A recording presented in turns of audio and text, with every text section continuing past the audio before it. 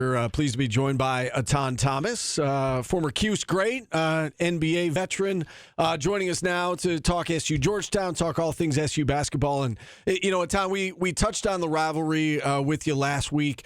When you watch Syracuse Georgetown, being part of the Cuse basketball family, does this game still mean a little bit more to you? As you're watching that game Saturday, does it still get the juices flowing for you?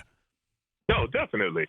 Yeah, not even a question. I know that the contract is up, that they had for playing, keeping the games going, and I hope that they do whatever they can to keep these games going in the future. I mean, there's so much history. Even people who, were just Big East fans know the significance of this Syracuse-Georgetown rivalry. So I hope they do whatever they can to keep that. This game has to keep going, in the future, in my opinion. All right, so let's go back to Saturday now. And, Syracuse went on that 18-4 run, took the lead, looked like they had control of the game, and then, they don't score a field goal for the final 4 minutes. A couple of breakdowns on both ends of the court, and they end up losing the game. In your mind, Etan, what was the biggest reason for that loss down the stretch? How did it get away from them? I mean, it was late game execution. That was definitely, issue. I thought that one of the things that we didn't do well was keep going to what was working. And, that was going inside. I mean, we were scoring inside. Eddie Lampkin was scoring.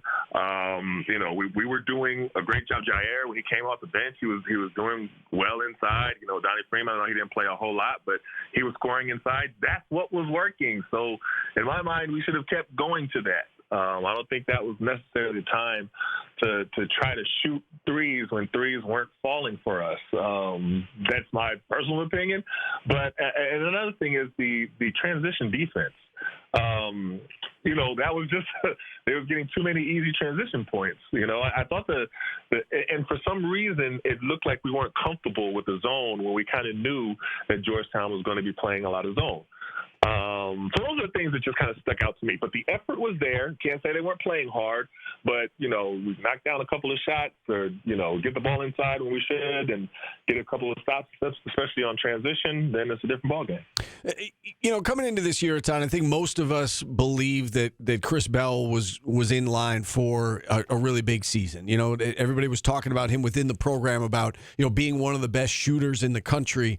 And it just has not happened through the first 10 games of this season. And it seems like it's mental with him because physically we've seen him do it, right? We've seen him make shots. We've seen him get hot. We've seen him have big games. And it seems like if he misses his first shot or two, he just, he beats himself up about it. And it seems to affect his play on both ends of the court. What would your advice be to somebody like Chris Bell, who, again, physically it looks like all the tools are there, but it seems like mentally sometimes he kind of gets in his own head? Well, like you said, that we've seen him do it. He's definitely a capable player of doing it, and this is kind of a year where we did expect him to have this big jump. I'm a big fan of his and how he plays. There's his athletic ability, of course, his knocking down shots, his energy that he brings. It's going to click. There's going to be a game. He just has to get over this hump. Right now he's in a slump. That's what it is. It happens sometimes. He needs to block out all the noise, not worry about what anybody else is saying about him. It's the whole age of social media and everything like that. I don't know if he's listening to everything, but just block all of that out and then just keep working. And then once he gets out of it, then he's out of it. Then he's playing like the Chris Bell that we know that he can play like. And I do think that's going to happen. I'm not someone that is giving up on him or saying, this, that, and the other of him. Yes, he's having a slump, but I do think that he can get out of this. Interesting you should say that. He actually mentioned that after the Albany game. He had 18 points against Albany, and he said in the locker room afterwards, I need to get off social media. So at least he's aware of it, and hopefully he's able to break away from it and just worry about playing basketball. This team's 5-5 right now, and they've got another really tough game coming up against Maryland. Then they close things out with Bucknell, and if they go 1-1, obviously they'll be 6-6 going back into ACC play. In your mind, Tom, what is fixable right now for this team, and what are some things that just might not be fixable, and they're just going to have to, are they just not a good defensive team? Like, is that something they're just going to have to put up with, or is something like that fixable in your mind as the season progresses? No. no. I think they could definitely fix the problems that they have. I mean, there's, for one thing, you have to also remember when you take somebody like JJ out of the lineup, that's a big chunk of offensive power that you're missing, of what he does. What he brings to the court, leadership, being able to knock down a shot, you know what I mean, when everything is breaking down. That's missing now. So, but I do think the defense can get better, and we've seen glimpses of the defense getting better. Like I said, I like what the guys are doing inside. So keep going to that. They're going to have a tough matchup against Maryland. They have a freshman that's playing, Derek Queen, who's playing just as good as any freshman in the country. And then they still have Reese. So those two, we have to be able to match their physicality, because they're going to go into them. And that's where Eddie Lampkin and, Donnie Freeman and, coming off the bench, we have to be ready to go, but they have to also be ready to feed them. I really like how Jair is playing. Jair Davis, how he's playing off the bench. Great spark, great, power inside, everything like that. Just keep feeding the big men. Keep going inside. That's what's working. We still got to make shots outside, but keep going with what's working. I definitely think that we should play inside out. You discussed that the shooting isn't there. Mike McAllister said a little while ago, I've said it before, what do you think of a lineup that's got Freeman, Lampkin, and Davis on the floor at the same time? I mean, that could be effective. Do you need a shooter out there to spread, or could you do that? Go that big? Yeah, you kind of need a shooter, to be honest with you. And Donnie can definitely step out and shoot some. You saw he had a nice little pop back three, but you need a shooter, in my opinion. But hey. But when one goes out, the other one comes in. Keep exploiting that middle. Let them get into that high post and operate. Let them keep doing what they're doing, because they're doing a good job. I do want to ask you about Donnie Freeman, Etan. We saw him sit on the bench for a good portion in that second half, and Adrian Autry said afterwards that it was, basically it was because of his defense. And they took him out, and then Syracuse went on that run with Lucas Taylor in the game, and Red rolled with the hot lineup down the stretch, and obviously it didn't end up working out. But we've seen some members of the fan base saying like, "Oh, great! Now look at Autry's. He's pushing his best player into the portal." How I feel like coaches are in a no-win situation. If somebody's not doing what they're supposed to be doing, like. Don't you have to sit him on the bench, try to teach him a lesson? I mean, I guess I wanted to get your thoughts on that, being a former player. Like, if one of the guys isn't doing what they're supposed to do, how is the coach, I guess this day and age with the transfer portal, how is the coach supposed to get, the idea across that you need to do X, Y, and Z?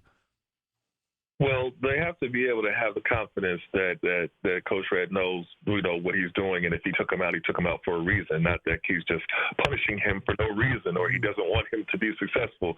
And he addressed it in the post game.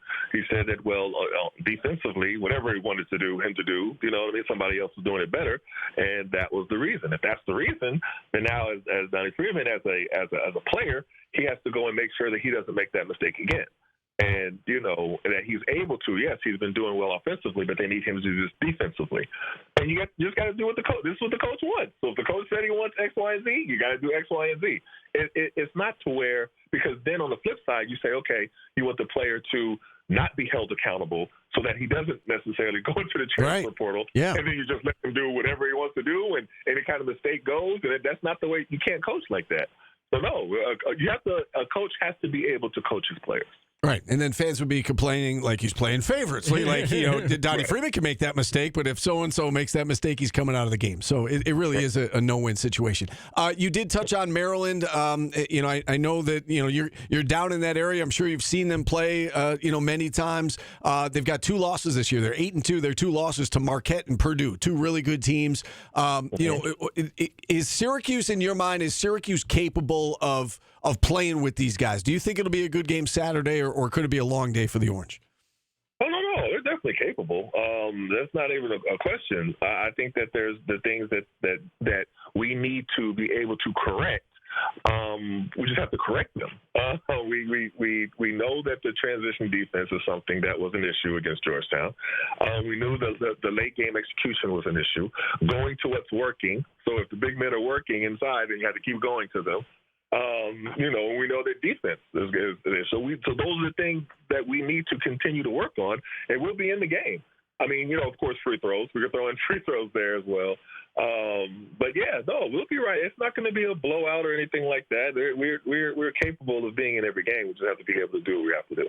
Yeah, this is a Maryland team that beat Villanova, beat Ohio State, crushed Ohio State, beat them by 24 points. Very good team that Syracuse is going to see down at the Barclays Center on Saturday. Really important game for the Orange as well as they look for their first true quality win heading into conference play. Etan, as always, appreciate the time. Thanks so much for coming on. Enjoy your week, and we look forward to chatting with you again soon.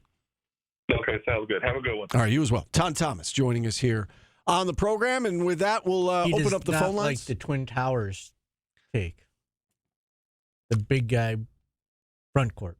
Maybe it works in certain situations. I don't know if it's something that you rely on. Well, if you can't shoot, yeah, right. Those are your three best scorers. Yeah. On that. So we shall see. We were kind of teased at the beginning of the year that maybe Jair Davis could, knock down the three. Obviously, Donnie Freeman has shown at times he can knock down the three. But I think he's one of the few kids that gets it. Like maybe I could knock it down, but I can't take that shot. Right. The opposite of like Quincy Gary. Yeah. That's all he wanted to do. He just wanted to shoot threes. He didn't want to rebound. At least Jair Davis is mixing it up down low. All right, phone lines open the rest of the way. 315-437-7644. We're back after this on ESPN Radio.